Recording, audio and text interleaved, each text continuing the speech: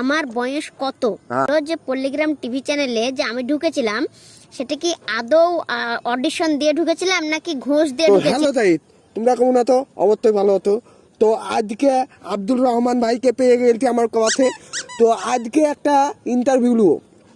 তো কি ইন্টারভিউ নেবো না নেবো দেখে নাও।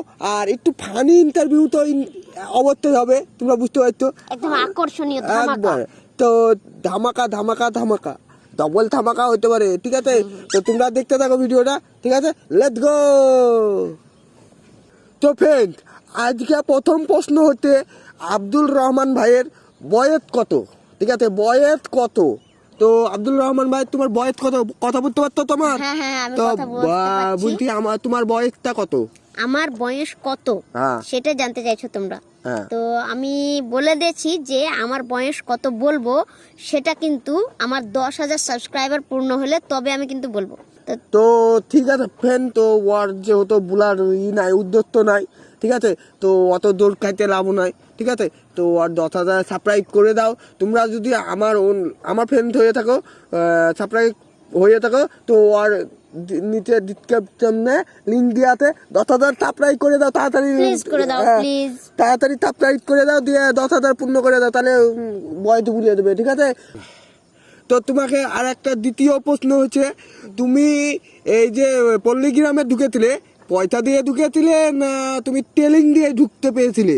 এইটাই প্রশ্ন আছে তো আমার তোমার কাছে। ও মানে প্রশ্নটা হলো যে পল্লিগ্রাম টিভি চ্যানেলে যে আমি ঢুকেছিলাম সেটা কি আদৌ অডিশন দিয়ে ঢুকেছিলাম নাকি ঘুষ দিয়ে ঢুকেছি সেটা বলতে চাইছো, তাই তো? হ্যাঁ, পয়সা দিয়ে ঢুকেছি কিনা? আমার কি মনে হয় যে আমি পয়সা দিয়ে ঢুকবো পল্লিগ্রাম টিভিতে? আর প্রথম একটা কথা হলো যে পল্লিগ্রাম টিভি চ্যানেলে কোনো রকমের টাকা পয়সা নেয় না। আর আমিও তো যেটা বুঝতে পারছি, তুমি তো পয়সা দেবা না, একটু তে হাতে। বরঞ্চ আমাকেই ঘুরিয়ে পয়সা দিয়েছে। আচ্ছা ঠিক আছে, ঠিক আছে।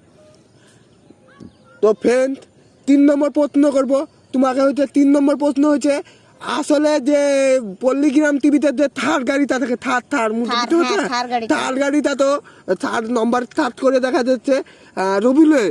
তো তুমি কি করে বলতে পারতো আগুনের গাড়ি? ও মানে পল্লিগ্রাম টিভি চ্যানেলে যে থার গাড়িটা সেটা নাম্বার সার্চ করলে রবিউলের নাম দেখাচ্ছে, রবিউল ভাইয়ের।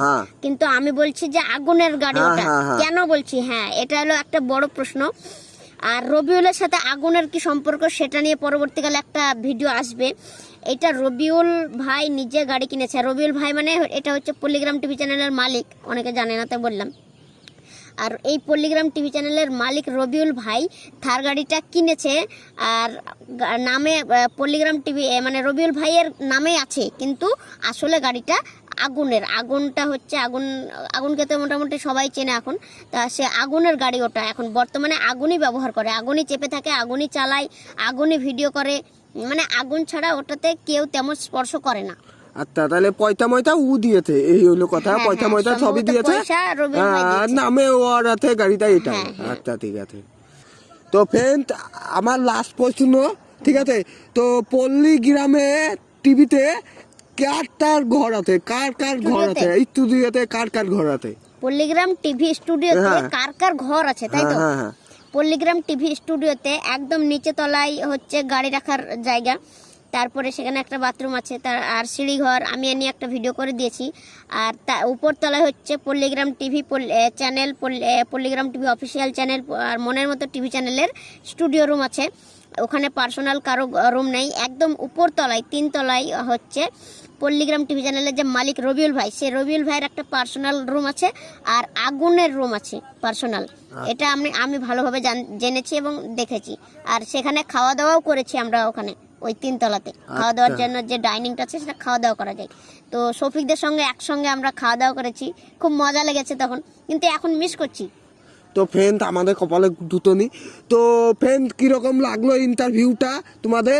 তো ভিডিওটা যদি ভালো লাগে তুমি বলে দাও তাহলে। যদি তোমাদের একটু ভালো লেগে থাকে তাহলে লাইক, কমেন্ট, শেয়ার করে দিও। আর কমেন্টে তোমাদের আরো কিছু প্রশ্ন থাকলে সেটা লিখে দাও। বাই।